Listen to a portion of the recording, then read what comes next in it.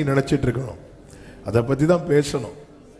ஆமே, நம்முடைய செயல்கள் எல்லாமே இந்த என்ன வேர்டு கொடுத்துருக்கிறாரோ அந்த வேர்டு நமக்குள்ள போயிடணும், நாம வேர்டுக்குள்ள போயிடணும்.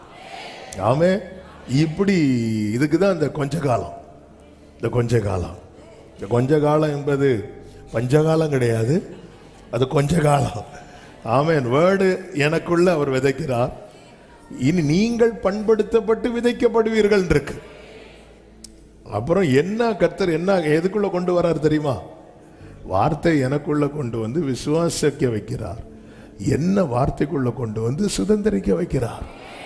ஆமே, என்ன வார்த்தைக்குள்ள அப்படி கொண்டு வரார். அதனாலதான் உச்சந்தலையிலிருந்து உள்ளங்கால் வரை நீ நடக்கும்போது நீ உன் கையில கட்டிக்கோ, அவன் படுக்கும்போது உன் பிள்ளைகிட்ட பேசிட்டு இரு, வசனத்தை பேசிட்டே இருங்க.